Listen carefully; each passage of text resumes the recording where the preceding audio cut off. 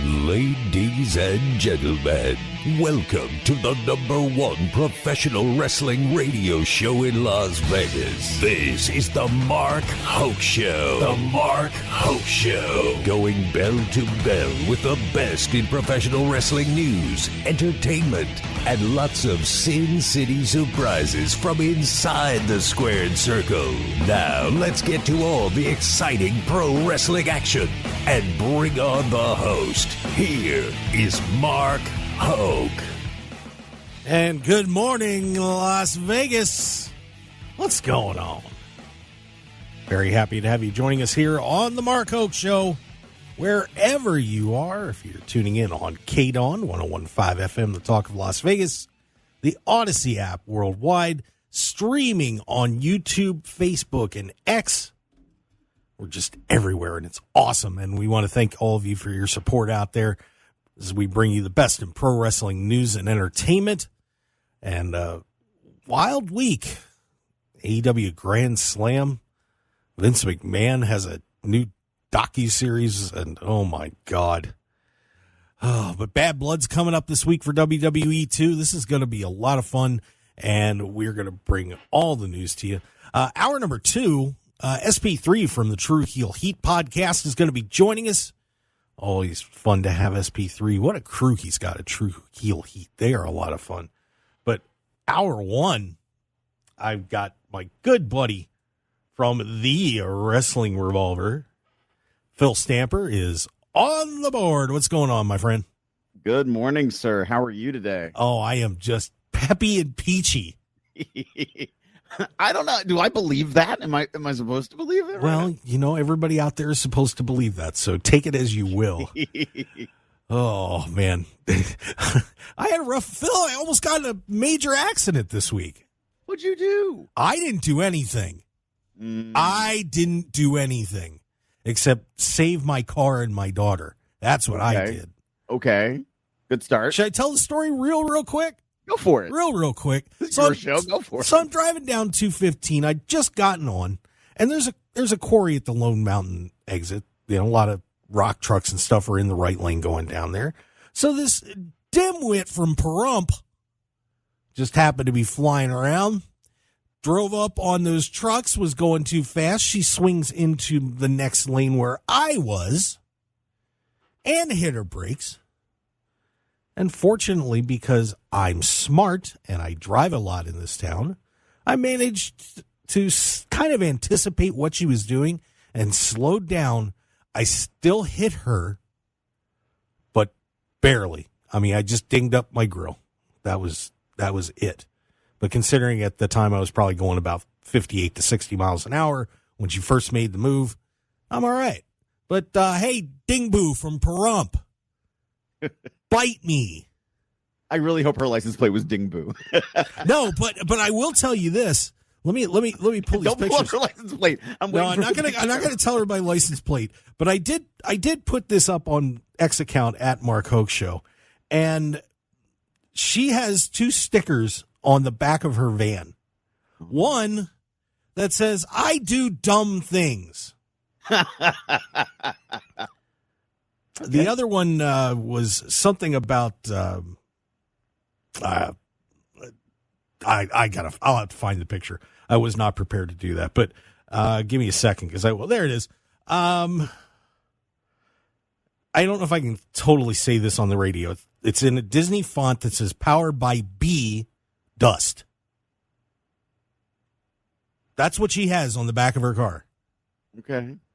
By the way, police said no fault because they didn't see anything, but you know what happens when you rear end somebody. Normally you are completely at fault.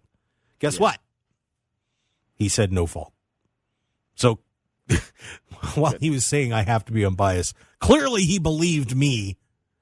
So little Miss B Dust, you can go back to Pahrump and, you know, I don't know. But all I can hear in my head is Pahrump. Yeah. But fortunately, I'm okay. My daughter's okay. She kind of hit the back of the seat a little bit with her leg, but otherwise we're all good. So, yeah, Phil, I had a bad week. And now you're here.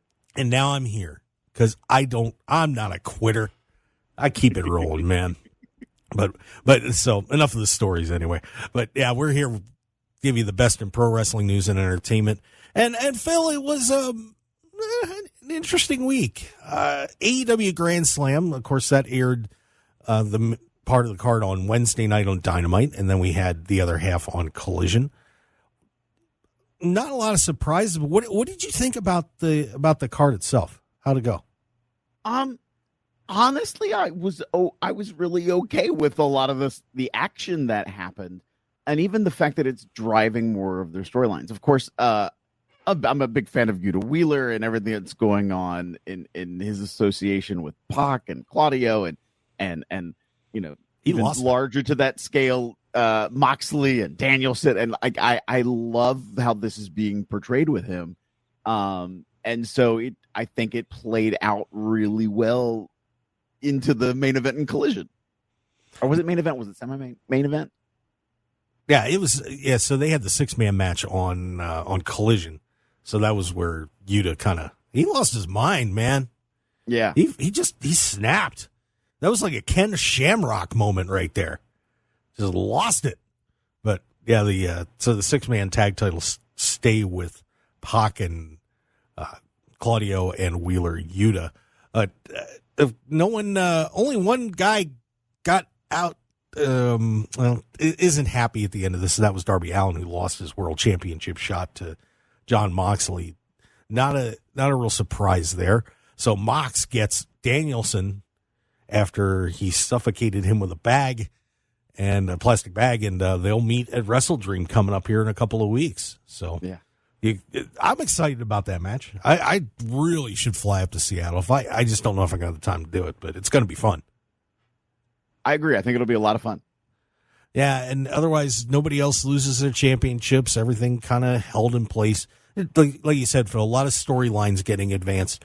MVP showed up, so that was kind of fun. I was hoping for more, but yeah, MVP is there now, and is kind of putting down Prince Nana, which, it was kind of like, come on, man, the guy got swerved to the world championship and you're tearing him up.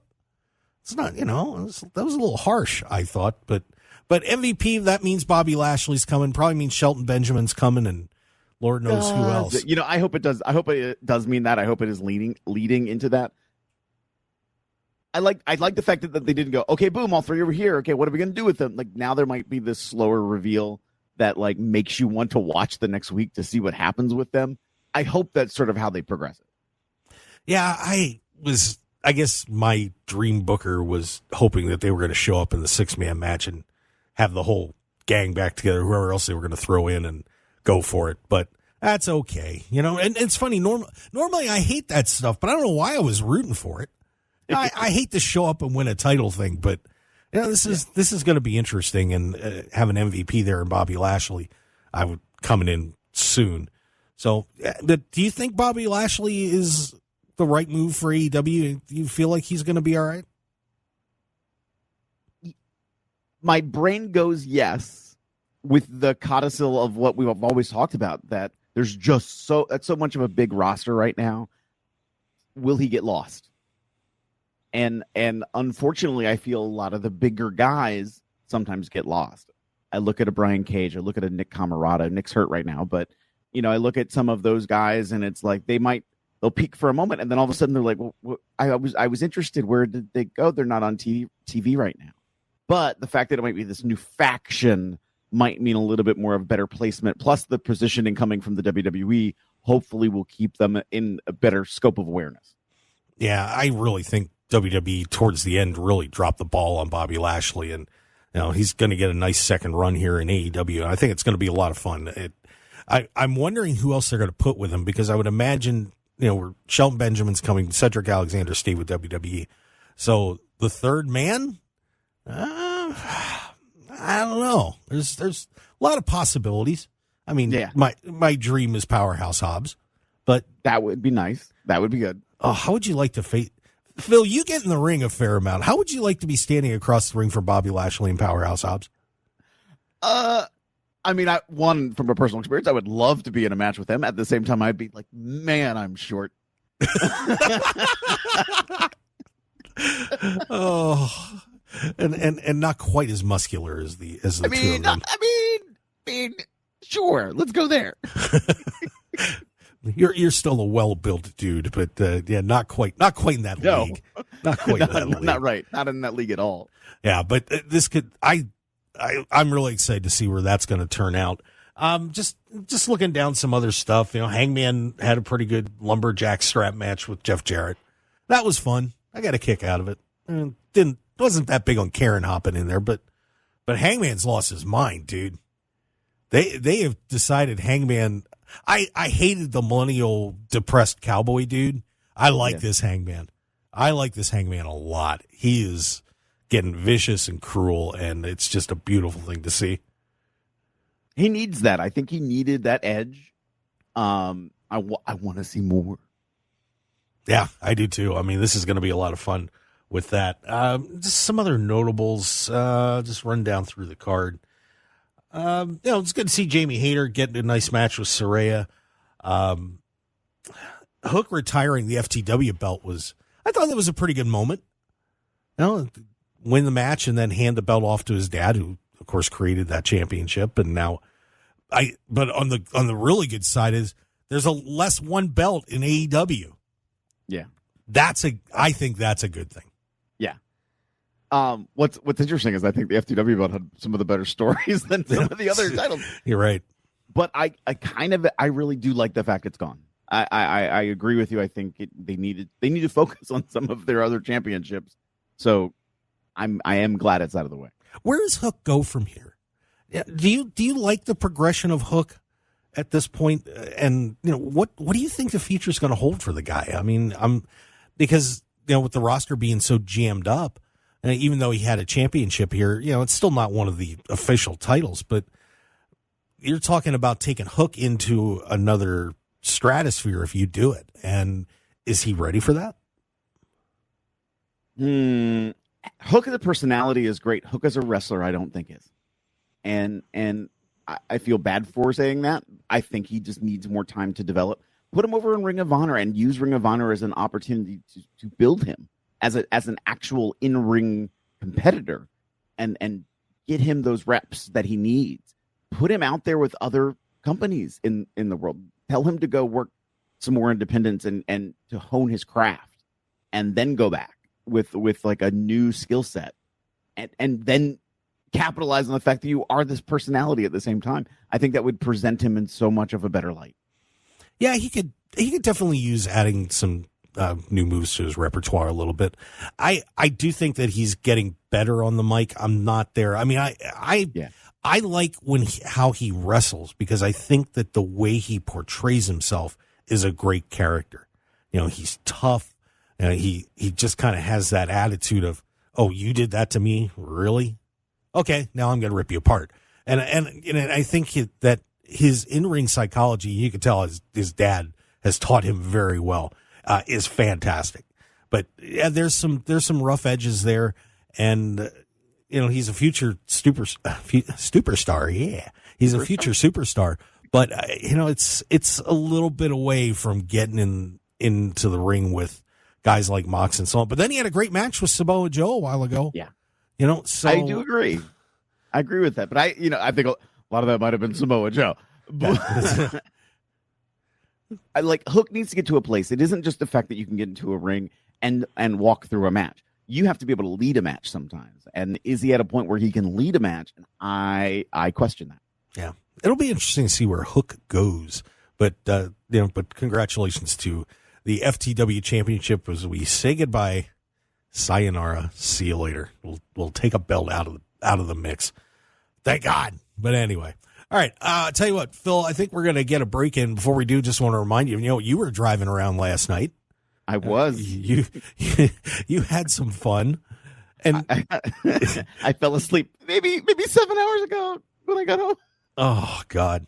Well, see, if you wanted to, you could have used the TravelShark.com and gotten a hotel room and just stayed where you were at a dirt cheap price instead of driving home and trying to kill yourself there. So make sure you guys check it out. The TravelShark.com. It's powered by Priceline, and they give you those hidden rates that whenever you're on other sites or or a price line that you don't know what room you're getting. You're going to know, and you're going to see the absolute best employee level price you're going to get.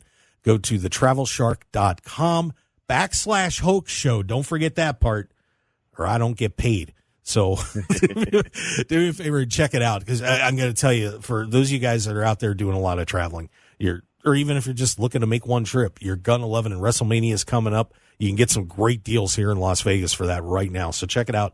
thetravelshark.com/Hoke Show. And with that, we'll take a breather. And when we come back, a lot going on in WWE. We got a new IC champ. Yeet! Yeet! Bad Blood. And am I going to get my bad Kevin Owens? I might. Stick around, everybody. We'll be right back with more of the Mark Hoke Show with Phil Stamper right after this.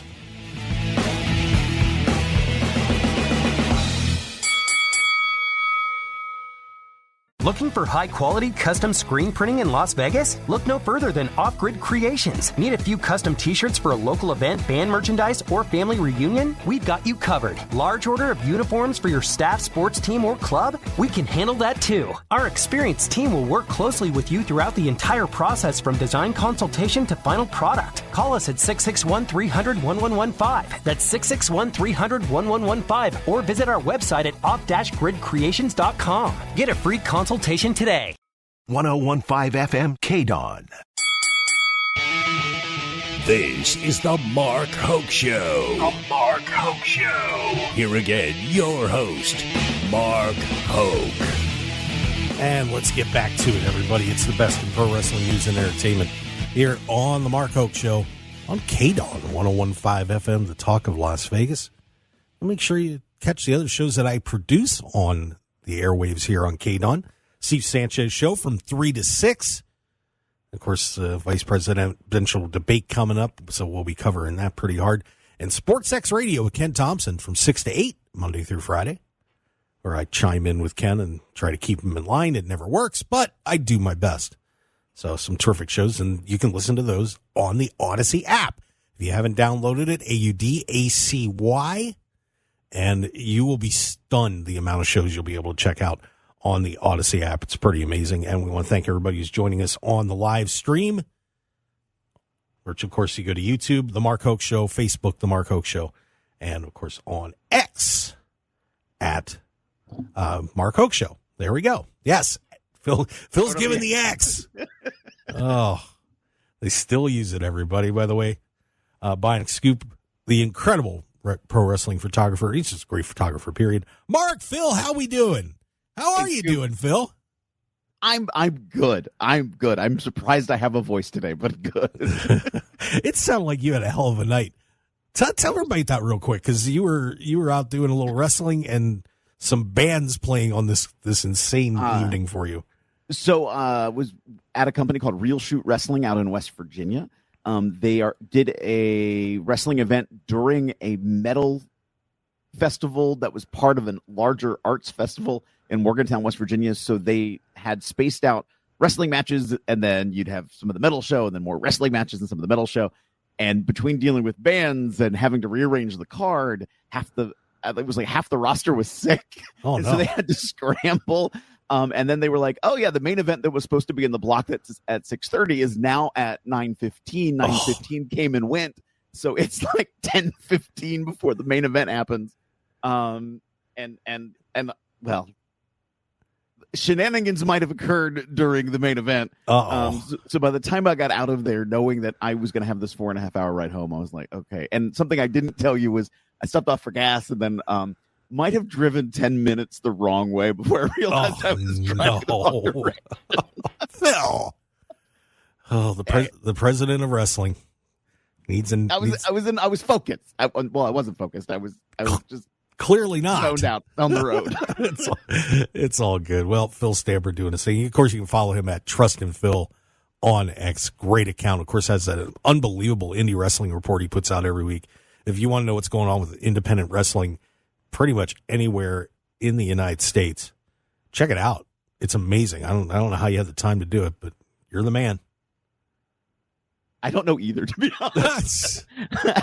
It's those moments when, and with the knee, I've had a lot of downtime. So there's sort of like Okay, I'm in front of the TV. The's nothing else to do. Okay, well, I'll just open up my Google Doc and I'll just start tracking stuff. Yeah, there you go. So glad. Well, hopefully that knee's going to be healed up soon. All right. Well, a guy who's in a very happy mood and he's focused is Jey Uso. And a little bit of a surprise. Jey Uso knocks off Braun Breaker on Monday Night Raw for the Intercontinental Championship. And Jey, very emotional. The fans were exploding in Ottawa. What did you think, though? Are you surprised that Jey Uso won this match and the belt on that night and ended Breaker's reign so quick? I was like that did surprise me. There's that little bit of my brain going, maybe Braun's hurt. Maybe they're going to go in a different direction with him. I don't know. But so I was surprised it happened so fast. But I think it landed on the right person. Yeah, there's no doubt. And obviously a very popular win with everybody. And they were making a big deal out of, 6 times he's tried to win a singles title and he's lost every time. And, a lot of it due to outside interference and crazy stuff. But a terrific win for Jey. And, but I'm curious, like we always talk about in pro wrestling, what happens next? How long does this reign go on? Does Braun come back and take the title back very quickly? I'm going to be very interested to see how long this reign for Jey Uso goes. Phil, what do you think? Do you think they're going to do this long term, or is this going to be maybe a little bit of hot shotting on the Intercontinental title?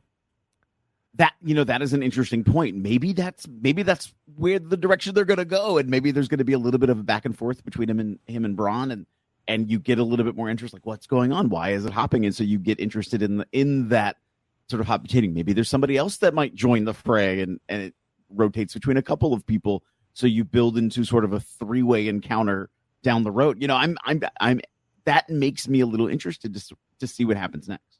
Yeah. So, but congratulations to Jey Uso, the new Intercontinental Champion. A couple guys have been champions for multiple times in WWE. They are teasing the breakup. Is it time, finally, for the New Day to part ways, as Xavier Woods is not happy with his partner, Kofi Kingston, and with Big E obviously out of the picture, and it doesn't look like we're going to be seeing him in a wrestling ring anytime soon. As you shouldn't. I mean, yeah. Not that I don't want him in a ring, but the fact that he broke his neck, like give him that. If he's not at a physical place where he can go to a level that both he's acceptable with, that doesn't put him in medical risk, like this is not. He doesn't need to do that. He's an intelligent man who understands the wrestling business. Put him in a different position in the WWE. Yeah, and he's great when he's doing announcing and their pre and post shows and so on. But is this the right move for the New Day? Is it time for this to end and turn Kofi loose again and turn Xavier loose again? He's the only one. Xavier's the only one that hasn't won a world title out of the 3 of them. So maybe it's his time to get things rolling. I mean, everybody has to go through an evolution of their character, of who they are in a ring, their performance style, what they do. So, I just look at this as another opportunity for an evolution for both of them, and I really hope it works. Like, again, it's about that excitement of, okay, what comes next? And so I really does hope it builds to something positive for both of them. Yeah, I think Xavier is in a little better position than Kofi, though, because Kofi's been around WWE for so long. He's done it all. And I wonder if Xavier breaks away, maybe they have a little feud. And I would imagine that Woods would go over in that feud. What happens to Kofi? I'm sorry, I'm stumbling a little bit, but I've been thinking about this for a couple of days now, and I just don't know what you do with Kofi from here on out if they have the blow-off feud and Woods moves on. I mean, maybe he goes back into the world title picture. Maybe he refocuses himself. Maybe he joins a new faction. Who knows? I think Kofi's such a versatile wrestler that he can sort of fit into a lot of different scenarios. Yeah. I mean, he's too valuable to let go or anything crazy like that. So we'll see how things turn out with the New Day. Also on SmackDown, I'm getting close, Phil. I'm getting close to this Randy Orton turn. I think that Kevin Owens is a little teased, but if you didn't see it, Rhodes got in a little argument with Kevin Owens at the end of SmackDown after they lost a a match to the Bloodline, and Randy Orton actually was the sane one and got in between the two of them and settled them down.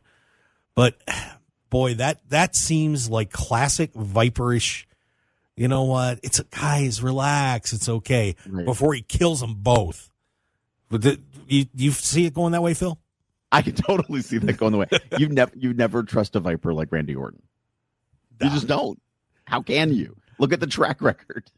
Yeah, I have been kind of hoping that we're going to get Orton and Rhodes at WrestleMania if they don't do a Roman rematch with him. I think that would be absolutely incredible, to the hype for that, and just because they came up with the business together and they've been friends for so long, how much fun that would be to get that match here in Las Vegas on the biggest stage of them all. It would be absolutely incredible. But I'm wondering about Kevin Owens, though, too. Because I want Kevin to be bad.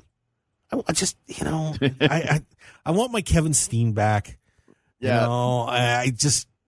There's just friendly, something. Golly gee, oh, wait, I can't wait to play the music for somebody to come out so I can make fun of them coming out when I say their name in an interview.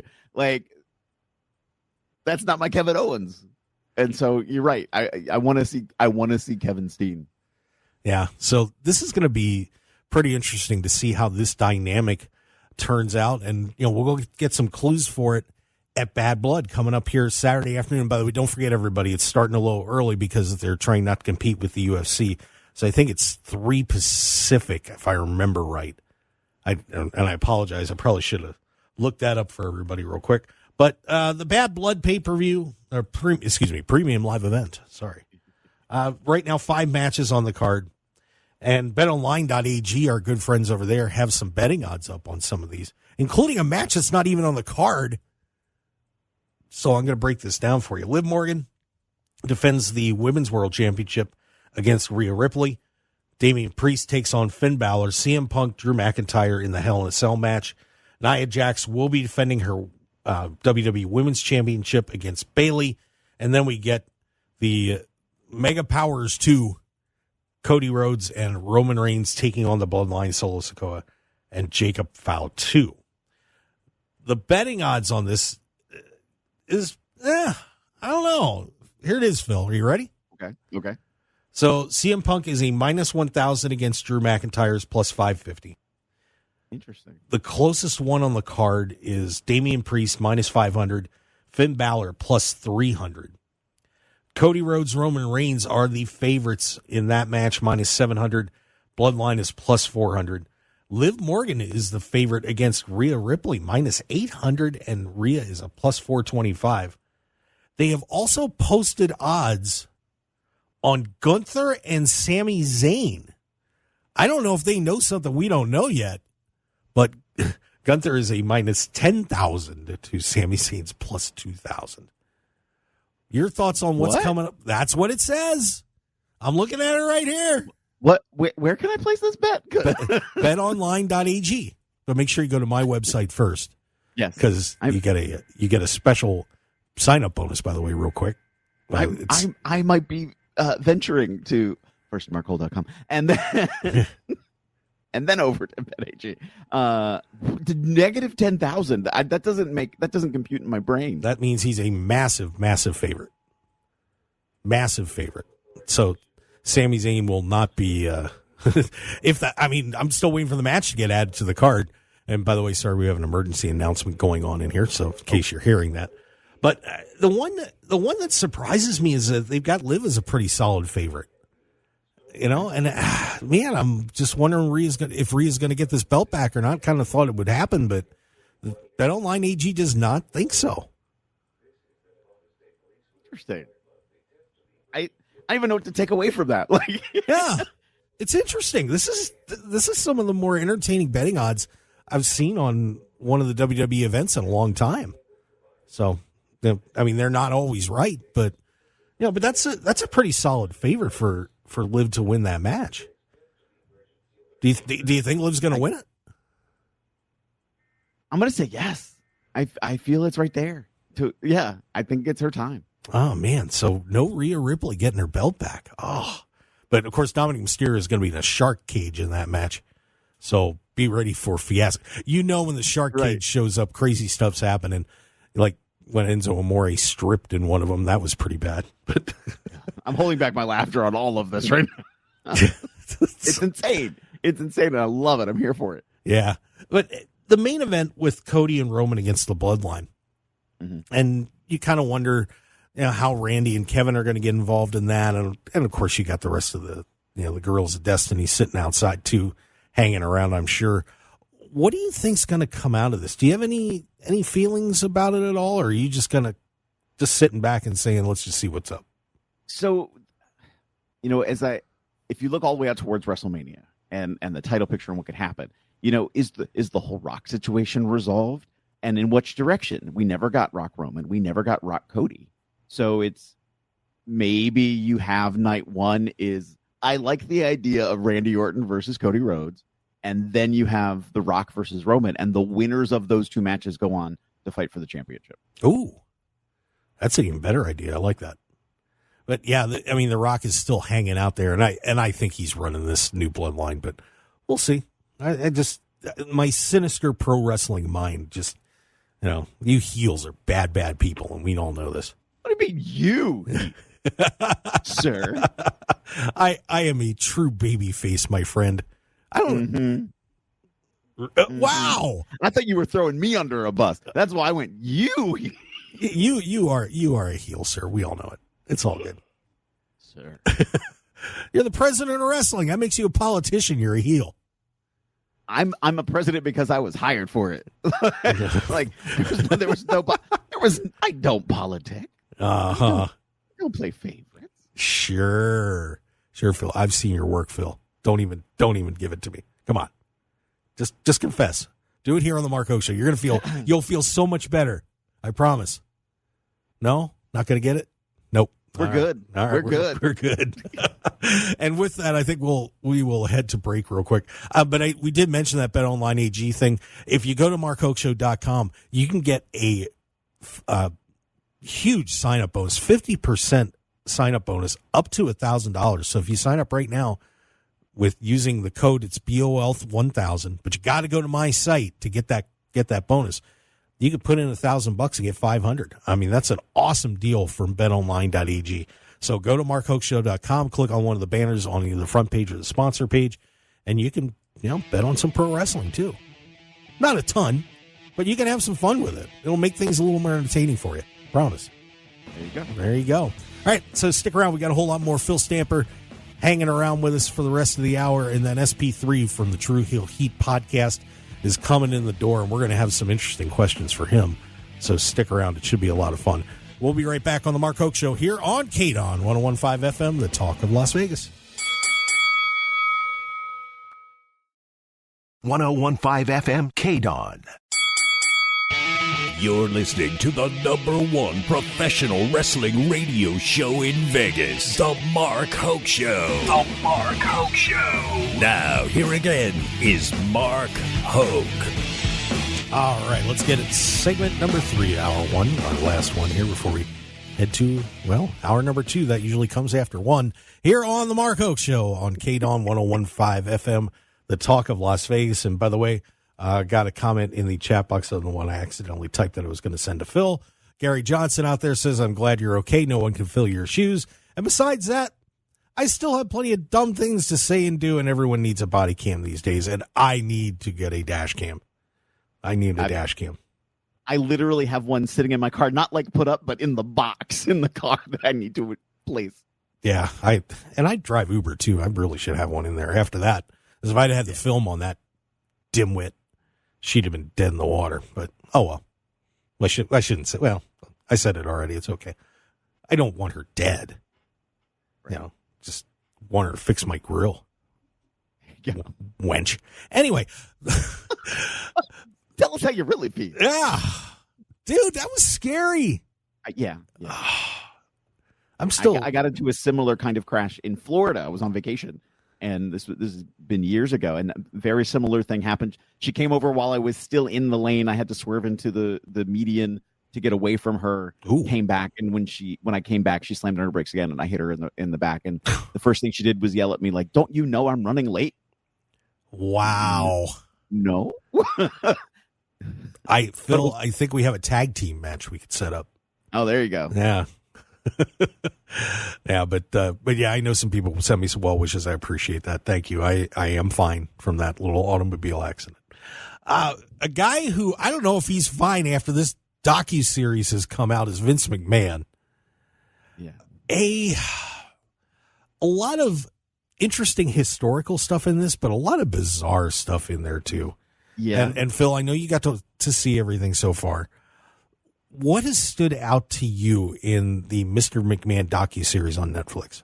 So, I mean, I agree with what you just said. A lot of it is just weird. But you're right. The first thing I took away from the especially the first few episodes was just the way he got started, the way he built the company, the way he did certain things to form an entertainment versus just another professional wrestling event or pro wrestling on TV. He really made this production. And, you know, if you watch it from the perspective of like, how do you build a company? Like, wow, I think he did an amazing job, and they portrayed that pretty well. But when you get into the personal lives and the interactions behind the scenes of people, it's like, oh, that's not good. And what intent did the documentarians go into with making this? Because as they're filming things and putting things together, things are revealed about Mr. McMahon. So, did they change course, or was this sort of their intent all along of trying to showcase Mr. McMahon as the character Mr. McMahon more than he is Vince McMahon? I thought the last episode actually addressed a little bit of that because they asked Bruce Pritchard on camera, what did you think of this, what you saw so far of our documentary? And he was like, I think it was a hit piece. I think you were targeting Mr. McMahon. You were portraying him in this other way, and you forget the human being. You forget all these other things. And it's like, but you can't get rid of the horrible accusations that are out there. Yeah. I remember when the accusations came out, maybe I shouldn't say I was with some other wrestlers, and they were sort of just general hubbub about it. I was like, well, let me actually look at this lawsuit. And I downloaded the lawsuit and I'm reading it. And I'm like, it's horrible. It's horrible. Yeah. It's, and the actual copies of text messages that are, I mean, it's graphic. It's insane. And even before it got released, like, who were some of the possible participants and things, allegedly, we're reading it and going, oh, it was that person. Oh my goodness. Like it's quite shocking. At the same time, then to really have those moments in times where you're watching the documentary and you're like, oh, I remember when that happened. And I didn't know that there was this lawsuit that they were trying to really hit up and talk about in this skit. And that's why they did this vignette behind the scenes to try to like jab their thumb in the eye of somebody who they felt was targeting them. But it also caught me in how in my brain, when we do, let's talk about this upcoming pay-per-view, who's going to win and lose, how much of that format in my brain is set for what was established in the early days of the WWE. Like, oh, well, they did wrong, so then they're going to get punished, and this is the way they're going to do it. Because that's sort of how it was formatted. And they talk about a lot of that. And it's like, oh, wow. And I feel, unfortunately, like they could have dug a deeper hole. I will say that there's timeline things that don't make sense. They get a little bit creative. The biggest example I could think of that everybody will probably know about is when Vince McMahon bought WCW. All the conversation was about how nobody knew until Vince McMahon showed up on the screen that he had bought WCW. I'm like, everybody knew. That's why everybody watched. Like, that's why people didn't show up at Nitro that night, because they're like, well, I know I'm not going to have a job tomorrow. Like, and so they didn't even show up for the filming. So I think that, they were also a little bit creative about telling some of the stories they told too, which then slants again, well, what was the direction and intent of the documentary? Was it to showcase this life of Vince McMahon, or was it to go, look at this evil bastard and on the alleged things he's done? Yeah. And there's a lot of historical perspective about, as you go on through this thing. But man, there's just some things that shake you up, like the story about Shane McMahon, where he got in an argument with Vince and he's like, stab me, and gets a knife that he was eating dinner. Like, you believe in this? Stab me. I mean, you're telling your son to stab you? Yeah. I mean, holy and cow. And that story is also told by Paul Heyman. And Paul Heyman has a delivery mechanism of his own. And so there is part of that too and Vince says it himself. I'm going to let you see what I want you to see of me. And so to showcase some of the answers he's giving in 2021 before the accusations come out, and you're showcasing it there in conjunction with those accusations, it does make you go a little bit of, well, is he trying to portray the character of Mr. McMahon while he's sharing some things with you? Because I can't remember what it was he talked about. It was either in episode 1 or 2 where he's like, well, no, and I'm not going to tell you what the answer is because it's this, because I want you to know this. And so he was still protective of some information.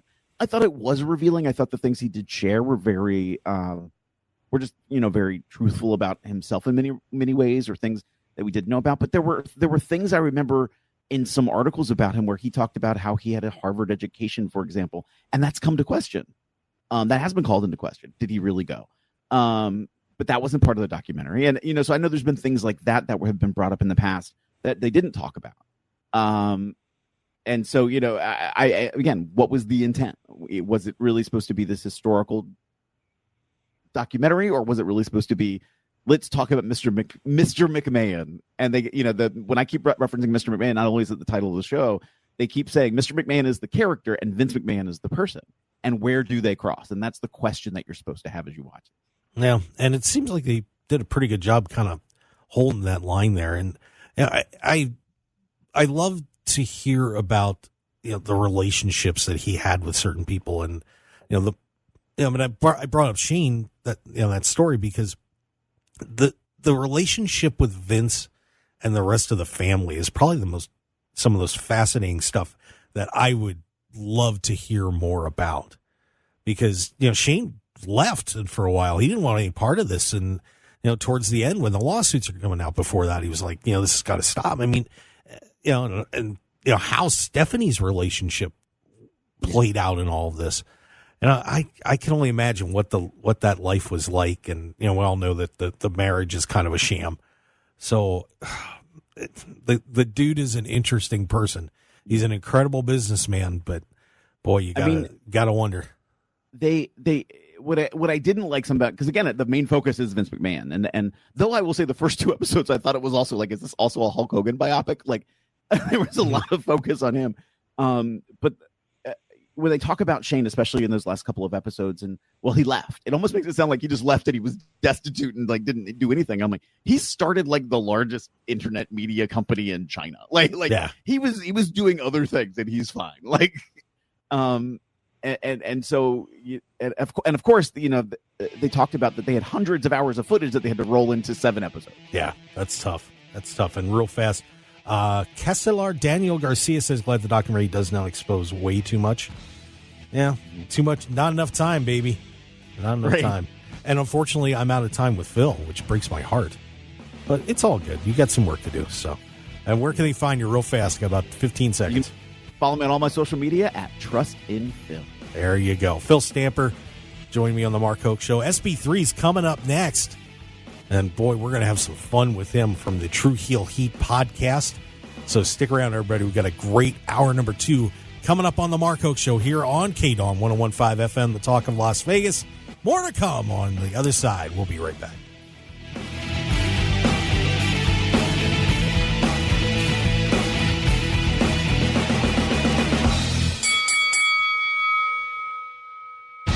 Want more of The Mark Hoke Show? Follow us on Twitter at Mark Hoke Show, like us on Facebook at The Mark Hoke Show, and visit markhokeshow.com to keep up with everything happening with the show.